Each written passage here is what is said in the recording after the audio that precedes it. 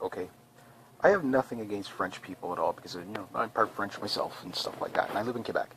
And I just want to show you the stupitisms of yes, stupitism is a technical term for yeah the mauvaise idiocy and Bloc Québécois, Parti Québécois, and Bill 101. Why it just we need to invoke Article 33. I wish we had a government with some cojones that would do that. Now, when I say language police, okay, there are some people around the world that, when you tell them, okay, Canada has language police in Quebec, they're like, yeah, yeah, I know, I like freedom of speech too. No, no, we have language police.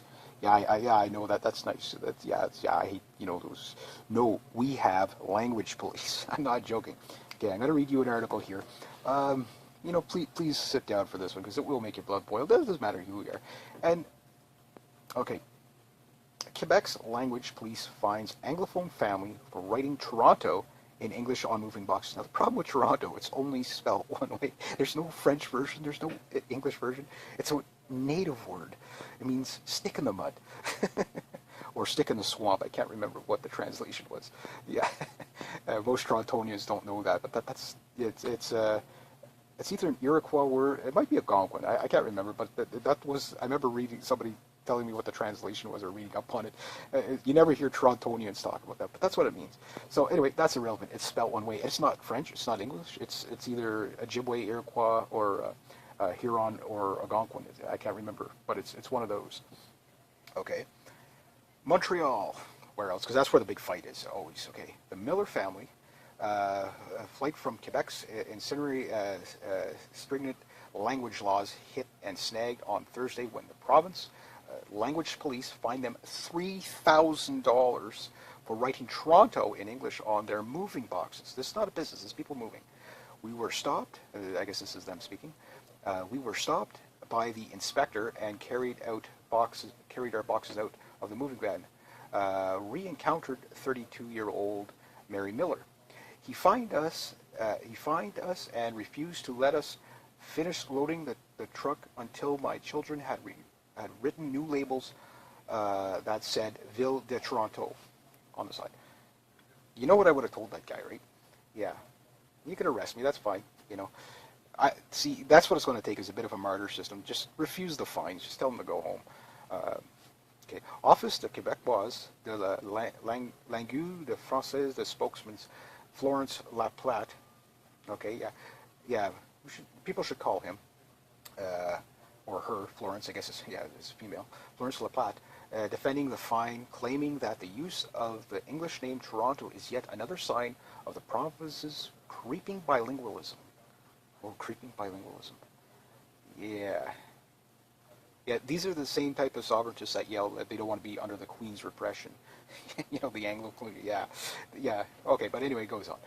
You can use whatever language you want at home, but anything that is visible in public must be strictly French, Laplate said, while issuing the fine to the owner of an Ontario-registered vehicle for having an English license plate. This measure may appear draconian. It's only an appearance. But the public fails to appreciate how the mere sight of the English word can cause the real Quebecois to forget the entirety of his own language and heritage. Oh my God. Is there anything Toronto won't do to people? My God. You Torontonians. Such a stick in the mud. Oh my God. But comedy and tragedy. I mean, can people really be like this? You know, at present time, the Miller family was barreled down the 401, hoping to make it to Ontario's border before language police noticed that their moving truck has U-Haul painted on the side. Don't pay that fine, whoever you are, don't pay that fine. And if they come at you, here's what you need to do. Okay. And here's a picture of their moving box. Oh my God, the crimes against humanity. Okay, so what's happening in North Korea right now? You know, poor bastards are like lined up against the wall and shot for like, not showing up at a Führer meeting. And this is what. Now these are first world problems. This is good news. This is good news because these are first world problems. Okay, so now that the joke's over, how about we just get rid of Bill 101? And then we wonder like. They did a poll. They said 50 some odd % of Anglophones would want to leave Quebec, but it's always been like that because they don't want to leave Quebec. Quebec's a beautiful province. The people in general are pretty awesome here.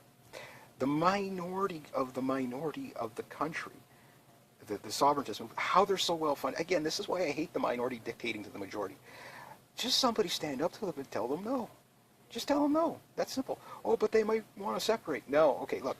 At best, there's only 23% of the province that would separate. The closest we ever came was 49% under the Bouchard years. Mervois is not, she is not Bouchard. Bouchard was a slick talker.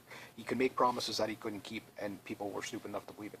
But now 53% of the province is bilingual. The other majority is probably more, I would say the other majority is probably more French only, but the pockets of English here, like for example, I'm in the Pontiac, and it's this huge English.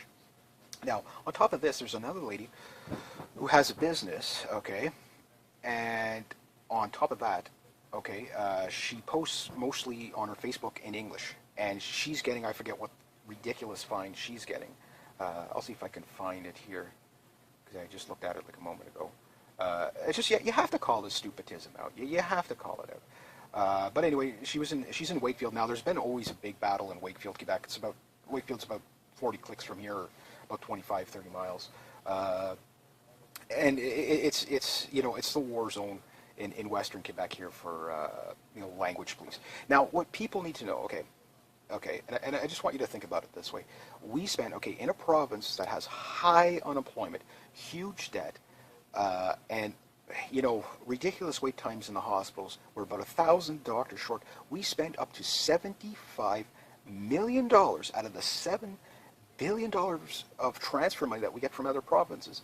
$75 million is spent on these douchebag language police. Okay? Now, if you were a French-only speaking person and somebody fined you for not speaking English, would you not be outraged? To say that, well, no, this is to protect my culture and language? No. This is just complete stupidism. There's nothing logical about this. If you get fined by these people, don't pay it. And make sure when they come, and freaking put it on the video when they show up. And if they say, oh, you can't do that because that's illegal. Civil disobedience. You filmed them. Expose them for who they are. They expose them for who they are, because that's the only way these douchebags ever learn. Number one, why are we wasting $75 million a year on this? Plus, the amount of work and jobs. You have to understand, Bill 101 is designed to keep work out of the province. Yet, you know, well, not millions, but, well, maybe probably close to 1 million Quebecers probably go into Ontario every morning to work there, you know, to work in another province. And there's almost no problem with that. But if you're in Ontario and you want to work in Quebec, you need all kinds. You know, it's designed to keep people out. So the hypocrisy is just ridiculous. This is one country. You know, you lost the Battle of Abraham. It made no. You know, look, even after they lost the Battle of Abraham, okay, and basically the British pretty much conquered, and we adopted British instead of it became Canada instead of New France. Look, people were speaking French back then. When Jacques Cartier got here, he was speaking French. And you know what? People still speak French now. This idea, oh, I'm going to lose my heritage, I'm going to lose my... Well, that tells me you don't respect your heritage very much if you're going to lose it that easy. You know, and no draconian laws. They don't appear to be draconian. They are draconian. So, and the worst is that they divide people. Because I talk to people that are French, that only speak French, and we communicate just fine. It's the government that plays us off each other. They do this all around the world. There's no reason why they don't do it here. But again, it's a minority group of thugs. And, you know, don't cater to them. Ignore them. You know, but it's law. Ooh. Stand up for your rights. You know what I mean? You know, grow a pair. You know, it's like, they go to give you the fine, hand it back to them. Don't even take it. You know, and if they touch you, you know, don't let them touch you. You know, they're just, you know, they're bureaucrats. They're idiots. These people are not elected at all. These are assigned bureaucrats. Once again, bureaucratic nonsense is, you know. And yes, it is supported by the government now, which is a minority separatist government. Problem is that we need to basically defund Bill 101 because that costs the country so much money and it holds up so much progress. Quebec could be a booming province. It could be a super economy here if it wasn't for that kind of stupid stuff. And for the, yeah, but the French, nobody has a problem with a bilingual province, you know. And nobody even has a problem of being served in the language you would like to be served in. And nobody even has a problem with people putting whatever sign on their store. It's this minority clique that does. So why is the minority dictating? Why are we so afraid of them? What's to be afraid of? Ooh, they might threaten to separate. Okay, yeah, I'll put it to you this way. Well, you can separate, sure, but we'll separate from you. 94% of Quebec in the last referendum, like the size, like size speaking, would have separated. Why? Because the English territories are big. You know, there might be a majority of people saying like Quebec City or way to the east. That's where the hardcore separatists, and there's even separatists in there that say, well, the Bloc Québécois, they want to separate from them because they don't speak the true and proper French, which they don't. We speak Fringlish. You know, it's bastardized French English. You know, that's what Quebec speaks. It's, you know, so this idea that we're preserving this sacred language. Well, no, it's part French, it's part English, and there's even a lot of native stuff in there. That's a part of the Canadian culture, and that's fine. Nobody's saying you got to give up your culture, but what we're saying is, hey, you know what? I'm not paying the fine. Like, Melda tight. You know, so yeah, like, oh, oh, geez, separatists, sovereigntists, those silly little Bloc Quebec, Party Quebecois people. Is there anything they won't do? Silly little communists. Oh my God. So anyway, for those people, don't be scared of these people. Yeah, they'll try to make an example of you, but if you stand up to the bullies, expose them for what they are. Get them on video. Whenever these guys show up, get them on video. And if they say, no, we're going to give you a fine, don't pay any of the fines if they try to give you a fine for that. And if they call the police, yeah, okay, keep passive resistance. But make sure people get you being arrested so that you could spread it around. Because for some reason, the CBC won't cover stuff like this. Yeah, fair and non-biased, right? So where's our conservative government saying, hey, you know what, stop it, knock it off? And where's Article 33? Get rid of it. And how about we have a referendum to get rid of Bill 101? And the language police. And how about we have people press charges against these language police cops that go out there and harass people, because these are just blatant civil violations of civil rights. Natural law, judicial law, constitutional law, they're against all. Freedom of speech is the number one law. That is a natural law. It means no government can take that from you. You have the right to freedom of speech. Therefore, I think these people don't deserve a fine. I think they deserve to go to jail. Yeah, why? Because they're infringing on human rights. All right, so I guess I've ranted enough, but you can't help but laugh at this kind of idiocy. The best way to stand up, expose them. Social media is the best way to expose them. I found out about this from Facebook. So at this point, I mean, calling the Bloc Québécois or the Parti Québécois, they're one and the same thing. A left or left communists. They're socialist communists is what they are. They're Marxists, actually, more than... They're like socialist Marxists. They're not socialist communists. They're socialist Marxists. And, I mean, if that doesn't prove it, yes, we have language police. So I know I'm ranting now, but the way to beat this is never mind calling them. Call the NDP, because, they're supporting this. Yes, they may have a majority here, but what are they doing? They're catering to, the NDP leader before Thomas Mulcair, which Thomas Mulcair is supporting this. And the lady that was a Bloc Québécois supporter before Thomas Mulcair got elected as the party official, they're all supporting this. The Liberals, they support this. The Conservatives, they're just staying quiet on it. So get on it, get cracking. So I'll put some links down below for to call the MPs and MLAs. Just let them know how you feel, but most important, just don't, these people try to ruin your life. Expose them for who they are. Stand up to the bullies. All right, rate, subscribe, share, comment, like. Okay, hi and welcome. First off, I want to say, okay, I have nothing against French people at all, because I'm part French myself and stuff like that, and I live in Quebec. And I just want to show you the stupitisms of, yes, stupitism is a technical term for the mauvaise idiocy, and Bloc Québécois, Parti Québécois, and Bill 101, why we need to invoke Article 33. I wish we had a government with some cojones that would do that.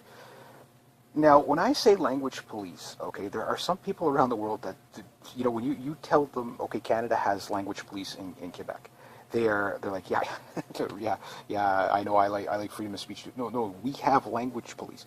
I know that. That's nice. I hate, those. No, we have language police. I'm not joking. Okay, I'm going to read you an article here. Please sit down for this one, because it will make your blood boil. It doesn't matter who you are. And, okay.